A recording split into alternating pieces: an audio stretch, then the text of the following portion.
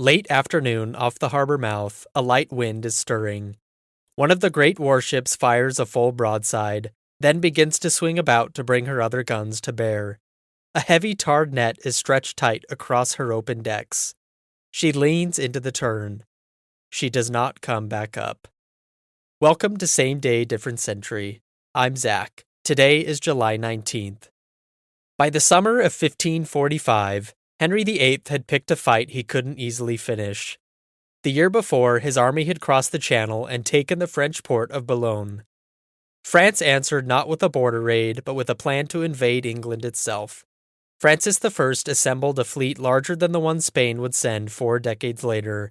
By contemporary reckoning, more than 200 ships carrying some 30,000 soldiers. Against them, the English could put to sea perhaps 80 vessels. By the 18th of July, the French lay anchored off the Isle of Wight, within sight of Portsmouth, Henry's principal naval base and a gateway to the south of England. The English fleet lay in the harbor under John Dudley, Viscount Lisle, the Lord Admiral. Henry had come down to the coast himself.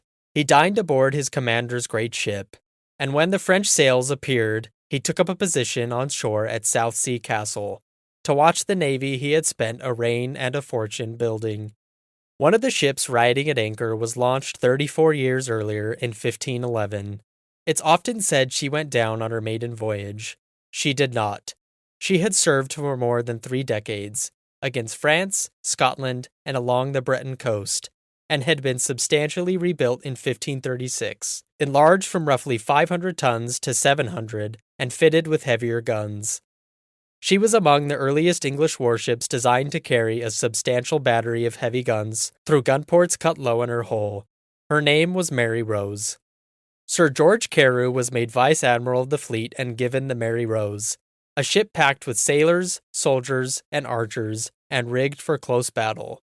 His authority over that crew was newly established, and the water he was about to fight in, the Solent, was known for shifting winds, hard tides, and shoals that had wrecked ships for centuries.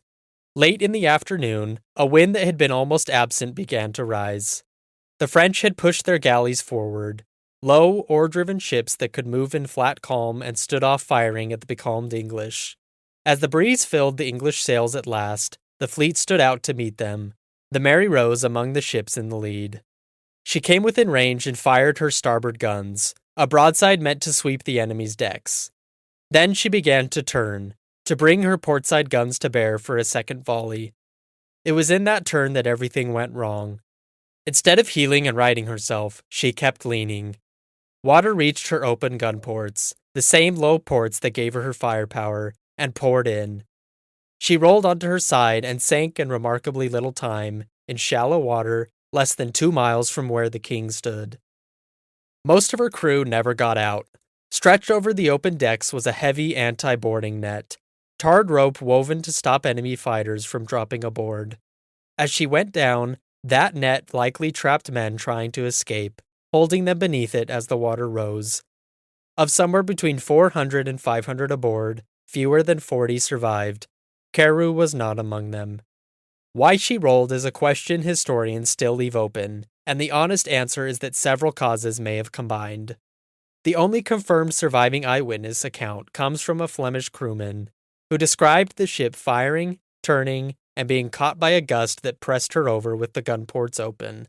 Days later, the imperial ambassador reported much the same to his emperor. That is the leading explanation. A sharp turn, a sudden wind, open ports low in the hull, and a ship that could not recover. But a gust alone had never sunk her in 34 years. So a second theory looks to the 1536 rebuild. The added guns and the crowd of men may have left her top-heavy and riding low, with little reserve to absorb a hard heel. A popular myth holds that her gun ports were simply cut too close to the water, but there is scant evidence for that, and details of the gun deck suggest the ports sat a fair height above the surface. The danger lay not in bad design, but in open ports during a violent lean, on a ship with little stability to spare. A third theory looks at the crew. Command had only recently passed to Carew.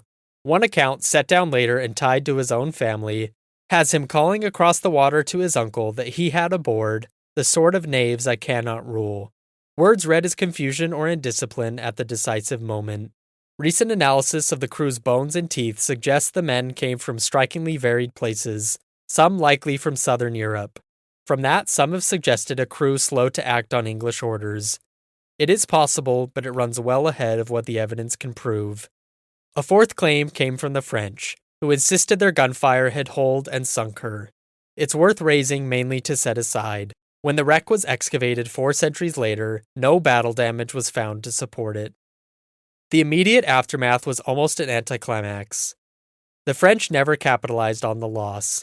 The fleets traded long-range fire, French soldiers landed briefly on the Isle of Wight and were driven off by local militia, and within days the invasion fleet turned for home. The Mary Rose was not forgotten at once.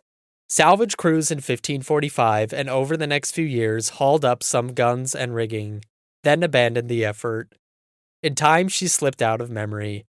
On the seabed her exposed port side rotted and washed away, but her starboard side settled into the silt, and the silt sealed it, shutting out the oxygen that would have destroyed wood, leather, cloth, and bone. Half a ship, and everything that had fallen into it, was preserved in the mud. The modern search began in 1965, when Alexander McKee set out to find historic wrecks in the Solent, working with the archaeologist Margaret Rule. An 1841 chart marking the location of a wreck provided one of the clues. Sonar picked out a buried shape, and in early May 1971, a diver named Percy Ackland put his hand on the ship's timbers. 11 more years of survey and eventually excavation followed. Then, on the 11th of October, 1982, watched live by a television audience estimated near 60 million, the hull was lifted from the seabed, one of the most complex and costly salvage operations ever attempted. What rose with her and came out of the surrounding mud was the real prize. More than 19,000 objects, not the usual scatter of cannon and anchor, but the ordinary substance of Tudor life. Over 170 longbows and thousands of arrows survived, the finest record of the English warbow anywhere, providing some of the strongest evidence for how demanding those bows were to draw. The archers' own skeletons carried the proof, shoulders and spines reshaped by a lifetime of poling. A barber surgeon's cabin gave up its chest and tools. There were leather shoes, wooden bowls, gaming boards, musical instruments, a pocket sundial, the bones of at least 179 of the crew, and even the skeleton of the ship's dog. For the history of war at sea, the Mary Rose froze a moment of change. She carried longbows and heavy guns side by side, the old battle of arrows and boarding giving way to the broadside that would define navies for the next 3 centuries, both aboard a single hull. The very innovation that defined that new age, guns run out through ports low in the side, is also part of why she may have died. Raised, she then had to be saved a second time. For nearly 2 decades, her waterlogged timbers were sprayed with a fine wax to keep them from cracking as they dried, and today the surviving hull sits in a purpose-built museum in Portsmouth. The disaster and the archive are the same event. Hundreds of men were lost within sight of their king, and because they were, one of the fullest surviving pictures of how Tudor England lived, fought, and healed at sea lay waiting in the silt for 437 years.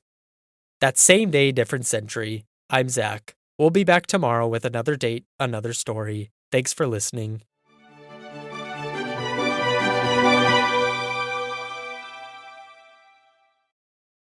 Hey guys, it's Zach. Real quick before you go, I just wanted to say thank you so much for listening. It really means a lot. If you enjoyed the show, all I ask is that you share it with someone that you think would enjoy it too. That's the best way to help us out. I'll see you tomorrow.